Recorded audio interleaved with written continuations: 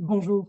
L'été, c'est souvent l'occasion de voyager ou de ne pas voyager, mais d'explorer toute une série de nouveaux plats, de nouvelles saveurs, de prendre plus le temps de cuisiner, d'avoir plus de choix aussi, tout simplement, sur les marchés et d'explorer toute une série de mets qui, finalement, sont entrés ou pas encore dans notre gastronomie. Comme historienne, je me suis spécialisée dans l'histoire de l'alimentation et que vous me connaissiez ou pas encore via l'UDA, je vous propose cet été d'explorer toute une série de mets qui sont peut-être pour certains devenus complètement habituels dans notre alimentation, mais qui ne sont pas dans notre alimentation depuis le néolithique, par exemple. Donc oui, notre gastronomie, notre plaisir de manger, notre variété gastronomique est évidemment nourrie de toute une série d'influences et la nourriture, c'est éminemment culturel. Ça peut même être parfois complètement identitaire. Je vous propose de passer directement à un très, très bref survol de ce que je vous propose, dans le cadre de l'UDA, bien sûr.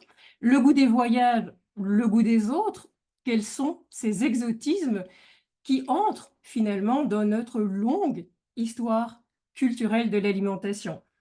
Avez-vous déjà goûté du hackarl? Mais des matchs, oui, probablement, des matchs qu'en France on appelle des matches, ça paraît déroutant, mais voilà, en Belgique, a priori, on connaît. Mais le haggis, vous voyez ce que c'est? La paella, généralement, oui, les sandwichs, là, c'est complètement banal, mais d'où viennent, que font, que sont les sandwichs? Ou alors la salade de hussard, ou même peut-être, avez-vous déjà goûté du kangourou rôti? Très, très, très bref aperçu, mais voilà, justement, ça, c'est du haggis. Ce n'est peut-être pas là, comme ça, quelque chose dont nous avons follement l'habitude. Présenté comme ceci, ouais, ça paraît déjà tout de suite plus présentable.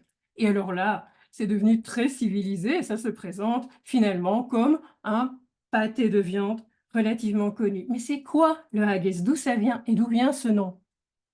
Je vous propose un petit tour en Scandinavie, en Angleterre, aux Pays-Bas, en Espagne, en Europe centrale, en Australie, pour simplement voir, peut-être pas des études approfondies de ce qui se fait là-bas, encore que c'est un contexte nourrissant pour notre sujet, mais voir en quoi toutes ces cultures gastronomiques ont influencé la nôtre, nous ont laissé des plats et en quoi nous les respectons, en quoi nous les avons aussi transformés. Que doit notre gastronomie au goût des autres?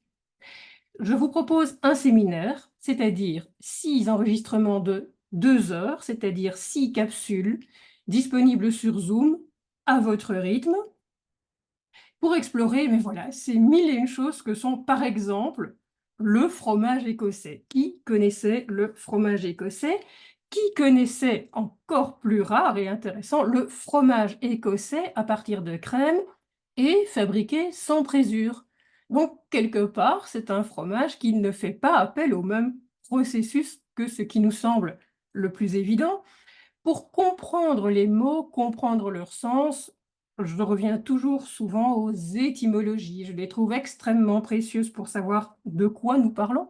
Un match, ce fameux petit poisson qu'on déguste aux Pays-Bas, en néerlandais ça se dit match, mais ça vient de match, la petite vierge. Ah oui, parce que ce sont des poissons qui n'ont pas encore frayé. Et cela dit, aux Pays-Bas, la plupart du temps, dans toutes les poissonneries, dans toutes les petites aubettes, dans tous les food trucks, on dira simplement Hollandsnieuw, parce qu'il y a une saison aussi pour manger les matchs. Les bancs de harengs ne passent pas toute l'année au large des côtes. Il faut après les avoir pêchés un temps de préparation. Et si vous trouvez des matchs en supermarché en décembre, c'est intéressant, mais c'est autre chose que ce qui se fait traditionnellement aux Pays-Bas. Alors le hackarl, vous connaissez le hackarl? Bah, en islandais, le hackarl, ça veut dire requin. Mais dans ce cas-ci, le hackarl est un requin préparé plusieurs mois en Islande, dans des séchoirs, dans des mûrissoirs, dans la plage. Je vous propose aussi bien sûr de l'archéologie, parce que tous ces mets existent parfois depuis extrêmement longtemps et ne se sont pas élaborés en un jour. Et puis en plus de l'archéologie, comment les prépare-t-on, comment les déguste-t-on sur place? Voilà, on peut passer évidemment à beaucoup de faits d'actualité pour enraciner tout ce sujet-là. Allez, je vous en livre un dernier comme ça, histoire de bien vous mettre en appétit. Au Groenland, connaissez-vous le kiviak, qui est un plat traditionnellement inuit? Alors, je vous livre le truc. Ce sont des oiseaux entiers, essentiellement des mergules. On peut accumuler jusqu'à 500 animaux qui sont mis à fermenter dans le corps d'un phoque recousu, scellé, étanchéifié à la graisse de phoque, le tout mais mis à maturer 7 mois. Quand on ouvre le paquet surprise, c'est considéré comme un mets festif que l'on réserve pour les mariages, les anniversaires. Bien sûr, les oiseaux qui ont été mis à maturer dans la carcasse de phoque sont dépouillés de leurs plumes et de leur peau seulement à ce moment-là. Et attention, parce qu'il ne faut pas non plus utiliser n'importe quel oiseau, les mergules oui, d'autres oiseaux oui, mais pas l'eider, pas l'eider, parce que justement c'est un poisson moins fermentescible et les annales, les chroniques ont gardé le cas d'intoxication, notamment en 2013, quand je vous disais que ces traditions sont vivantes.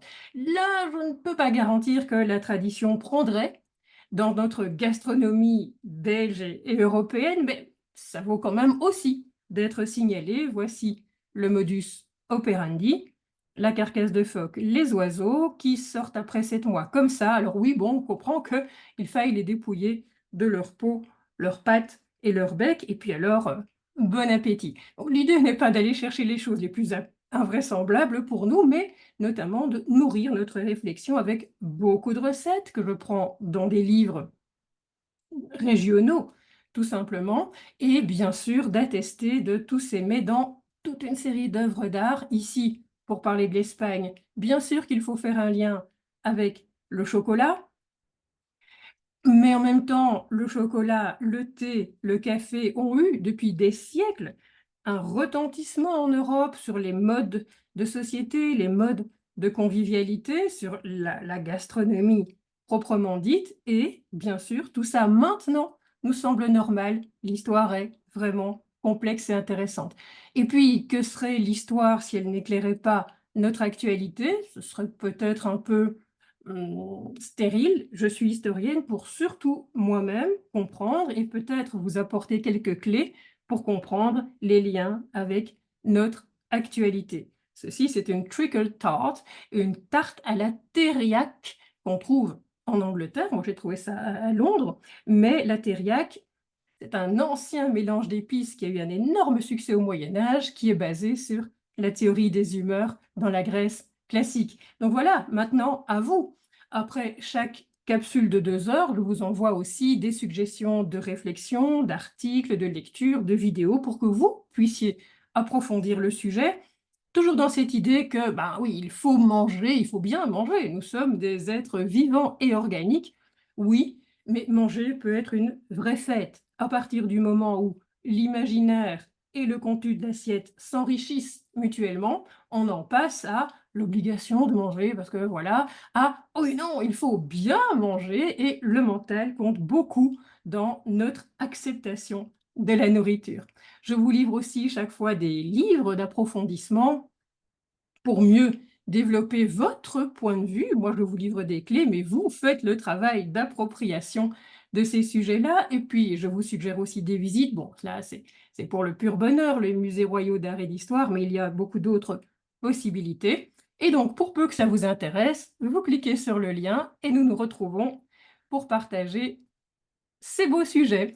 Bon appétit dans l'immédiat, joyeuse dégustation, joyeuse gastronomie et à bientôt pour en savoir plus sur tous ces plats finalement qui sont devenus un peu aussi notre identité culinaire. À bientôt!